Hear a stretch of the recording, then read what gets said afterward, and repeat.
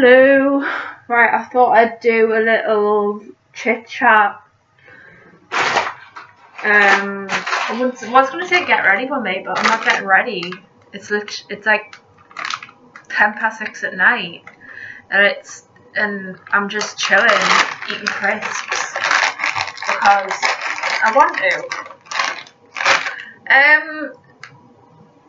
This is gonna be for Vlogmas, and we have just started a second lockdown yesterday, so when this goes up it'll be December. So when I'm filming this, it is Friday the 6th of November, and basically I thought I would do like a little thing about what I learned about myself over this year and this past, what this pandemic and what I've learned and just stuff like that, really, like the negative and the positive, so how it's impacted me. So basically the positives of this pandemic, I'm gonna say it, I have changed my whole perspective on mindfulness. If you ask anyone, last year I couldn't sit still throughout any bit of mindfulness at all. It just wouldn't happen. 2019 was a bit of a tough year mentally, as has this year has been. But I thought that this year would be a good year to do mindfulness, and Fridays for me have become such an integral part of my routine. Now, if you're wondering what happens on Friday, I go to a Zoom session on Friday morning with the mindfulness group that usually used to happen on a Friday on Zoom, and it's just, I don't know, I look forward to it every Friday. It's literally, I think it's like the start of my weekend in my head. And I don't know, I get like so many laughs out of it because I've written scripts as well. Like, I've written 2 scripts now because of these Zoom sessions. Oh my god, it is so funny. Like, the things that we come out with and everything like that, it's just, oh my god. The other really good thing is my photography. My photography has come tenfold. I made friends with a couple of people last year, and sometimes friendships are only meant to last a short term. And although I was a bit hurt when it all finished and everything like that, the friendship, I learned a lot of precious skills from these people, and I'm very glad, because now I now feel so much more confident in my ability with photography. If I compare my photography from last year to this year, there's such a difference. Granted, don't get us wrong, I've still got a long way to go. I've still got areas I want to work on. I've still got so much. Like, photography is just infinite, man. Photography is just you can just do everything with photography. And I think what the photography up a notch was investing in Photoshop and Lightroom. I am paying a subscription for Photoshop, Lightroom, and I think it's like Creative Cloud or something. And yeah, like, I just thought, you know what it is? This is going to be an investment for me, and oh my god, it is so worth it. I mean, don't get it wrong, I'm still getting to grips with Lightroom. I'm more used to Photoshop Express at the minute.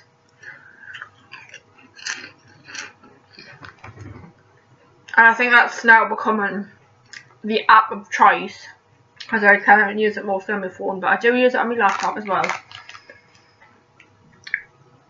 It's becoming me application of choice, Photoshop, because I feel like like Lightroom I'm still trying to get my head around.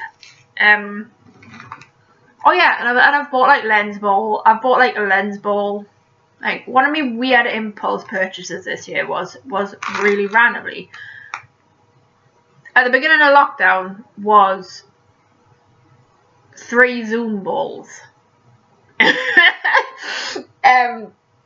Which are basically glass balls. I would get them, but they're downstairs, and I'm not traipsing downstairs. And they're like these glass balls, and you can you get some really interesting shots with them and stuff. So yeah, there's that. And I bought a prism for the photography, and got really fascinated by the rainbow effects and how they work and stuff like that. And the last thing I want to talk about is poetry. Probably my number one thing that has massively improved this year is my poetry. I did National Poetry Writing Month, and in April, as a little challenge for myself, where you write a poem every day for 30 days, or was it 31? 31st of April, that doesn't sound right. Hang on. Literally. Yeah, 30th of April. So, I wrote for 30 days, practically, and it was very freeing. It was I just loved it. It was one of the best things I could have done for myself throughout lockdown. For me personally, I came out with some of the best work and the best material I have ever come up with. I mean, like, some of it is a bit daft, but you need a bit of daftness in poetry. Not poetry more. I mean, I love Baker Me. Degree in Uselessness. Empty is definitely a 1. Familiarity was a 1. Great Wall of Newcastle was a 1. Oh, Hello Old Friend. I remember that one. Oh, that was a note. Right, I need to change that to an ode to Greg. So, an ode to Greg's. There we go. Change the name to that. Hey man, oh, shut up. You already said that. Right, there's 2. Fuck's sake. Right, whatever. Oh, but yeah. Like doing National Poetry Writing Month was basically one of the funniest, one of the saddest, one of the weirdest things I've ever done, because I think I wrote a love letter at Greg's. I think I wrote about having my first ever sausage sandwich. again. Like, it was 6 weeks without my sausage sandwich. I was heartbroken.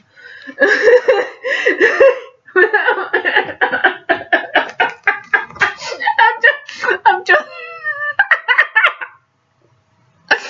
I'm just remembering now, like, because this afternoon I just did a bit of a shop at Morrison's, and one of the things during the first lockdown I remember that made lockdown slightly better for me was I went to the Morrison's garage constantly. Because Morrison's have the Costa Express machines, so I used to go. So it was about a week into lockdown. So we were like end of March. I went and used to get, like, it became a daily thing at one point. Like, it was every afternoon. Like, that became an integral part of my routine. Doing all these weird little things. Because in my brain just couldn't process lockdown. I couldn't process anything, and everything was taken away. So that little bit of normality was Costa coffee, and these little things made lockdown better. So I had to write a poem about having me first Greggs, and it's a very, very, very sad poem. Bless his. Oh, it goes, I went past Greggs today. I said with my hand against the glass, miss you, babe. Yes, it's a baker's, not a person. Why do I miss it so much? I miss the staff, I miss the regulars, I miss the banter. I took all of that for granted. I miss my vanilla latte with whipped cream on top. I miss my bacon sarnies. I could make them at home, but it's not the same. It's part of my routine, going on certain days of the week. One day we will be reunited. Love you, Craig.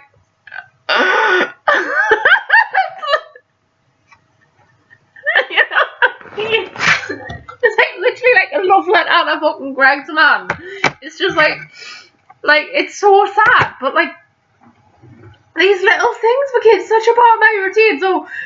So like going back onto poetry, God, that took 5.5 bloody years, Jess, didn't it? Bloody hell. So basically, as a result of me doing National Poetry Writing Month, I was still writing throughout May, bits and bobs, and then Spectrum happened. Spectrum just happened at the end of June, and the rest is history. We are now doing like the last showcase next week, the week after, I can't fucking remember. And I'm very sad about it, but it's made us just want to write, and as a result of Spectrum, my poetry has just come on leaps and bounds this year. My poetry, I'm telling you, it's just amazing now. And yeah, I just poetry has become such a major part of doing brain dumps, basically. I want to talk about the negatives as well, because the negatives, the positives do outweigh the negatives, but there is some negatives as well. I have been overspending. During lockdown, I basically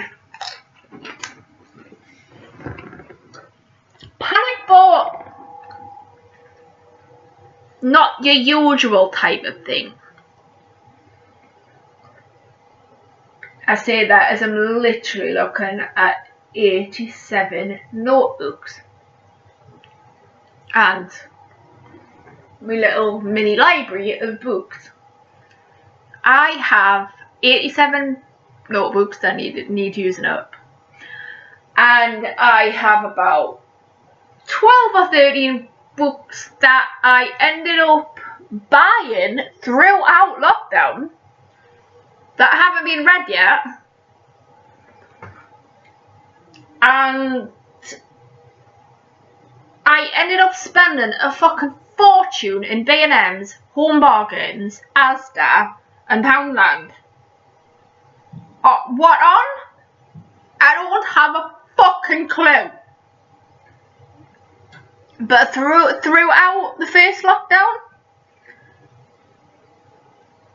I spent a fortune. I'm not even joking.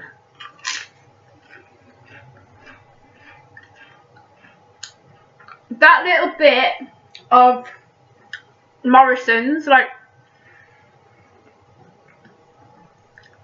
during lockdown, like, oh my god, it was just one of the weirdest times ever, because it became a daily thing at one point for me to go to Home Bargains or B&M's to have a look and waste so much money on pens and notebooks and everything like that, because I was just struggling to cope.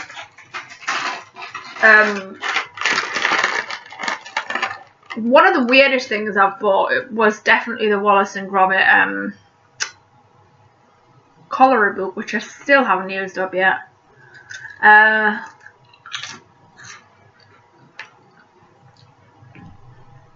But you buy these things, don't you, to make yourself feel better. You know, another weird thing I bought was booze. Like, I don't drink very much, but when I do, I get absolutely mauled. And during like March and April, for some reason, I was just, I think at one point, I had like 5 different lots of booze. There was like gin, I think martini, Malibu, Archers. Drank the Archers last Thursday, Halloween Zoom party. There was like raspberry vodka, like about 2 different flavours of gin. It's just like, like, you're really wasting your money here, Jess. But again, like, it was an intense time. What can I say? Like I think a lot of people were exactly the same throughout lockdown. And I think another thing, I spent a lot of money on bullet journals, which is another weird thing. I went a bit crazy over July, August time. I just bought me Christmas presents. I bought me Christmas presents in July and August. Or was it September? The minute I found out Tiger was closing, fucking heartbroken. Everything like that. So, I thought, right, okay, might as well get all the Christmas presents whilst I'm here. So, I did. So, that's a thing. I bought me Christmas presents 3 months early. Literally before everyone else. I'm very glad I did that now. I think it's been a weird year. I've also become very obsessed with trousers. Not just regular trousers, but tailored trousers and like smart trousers, and skirts really weirdly and everything like that. I don't know, it's just a weird thing. And right, another thing I've done, right? I've noticed, right? I do this really weird thing with me washing, okay? So what I do is, I'll put me washing in, and then I'll get obsessed because nothing looks right, nothing feels right, nothing's right. And then I'll just and then I'll wash it again because I forgot, or I'll wash it again because I forgot, and then I'll dump it on the pile, and then that pile becomes 19 piles. Wish I was joking. It's just strange. Oh God, and I think it's I can't explain it honestly. It's just become a very strange year.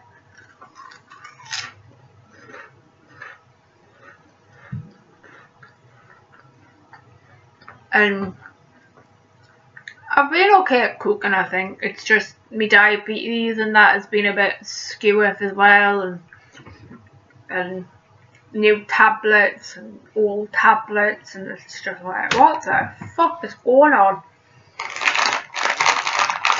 My body went into whack because of me high cholesterol. I'm like, what? Like, honestly, such a weird year, man. Such a weird year. I mean, like, one of the things I did when face masks became mandatory in public, like everywhere, I decided to print out 10 lots of proof, which I don't know if I still have or not, probably somewhere. I decided to print out 10 lots of proof to say that I was exempt from wearing a mask. I have all of them. I have tried, and the day that they were made mandatory on buses, I tried to wear one of the snooty things, like as a hairband, and I had a meltdown on the bus, panic attack before getting on the bus, then a meltdown on the bus, and then a meltdown in the doctor's surgery. And then I kept on trying for about a month after, for about a week or so after. Kept on taking it off. Kept on trying.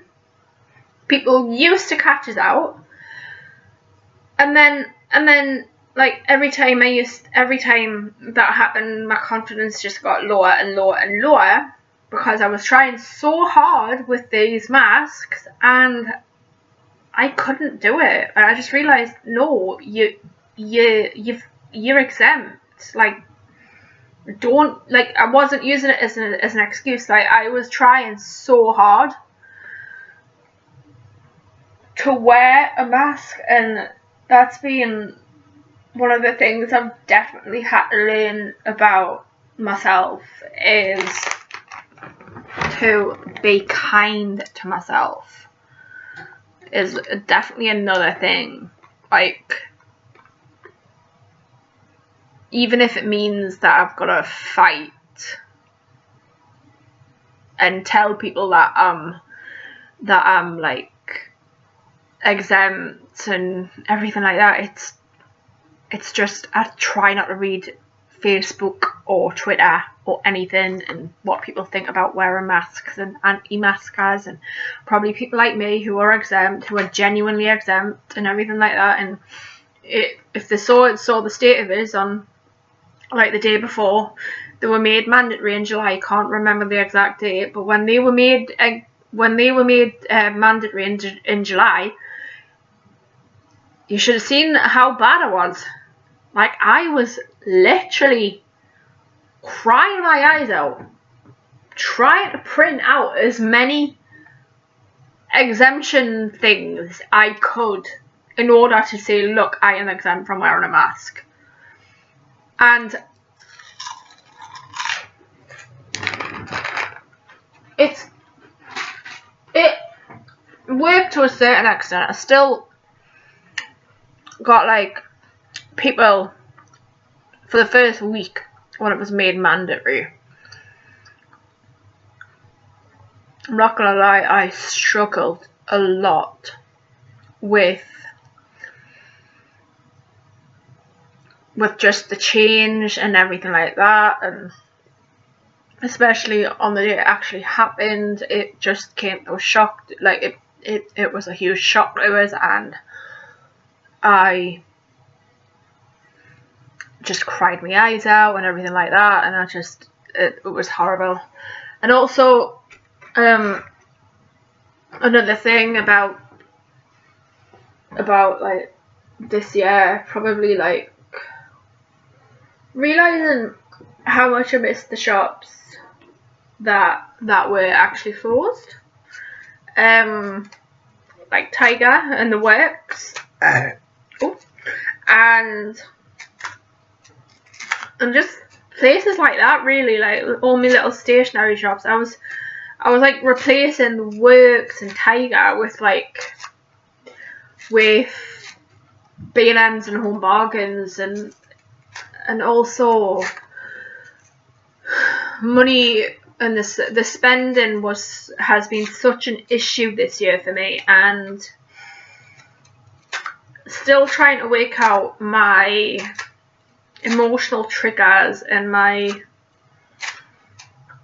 emotional triggers and why I spend, and do I need it, do I not need it, and overthinking and all the changes, and then as soon as one thing changes, you get used to another one, and then you're like, fuck, I don't know which way I'm going, I don't know what I'm doing. It's so, honestly, it's so bad. And yeah, it's a weird time. What can I say? It's weird, but I don't know. And I have been talking for half an hour. I was not expecting to talk for half an hour. I suppose another good thing that I've learned about myself, that this has been so convoluted, can you tell? Another thing has been my sensory toys. I love me little slinky that I've got. I've got another one over there, which goes like sort of like. Actually, I'll quickly go get it. I'll bring over the toy box.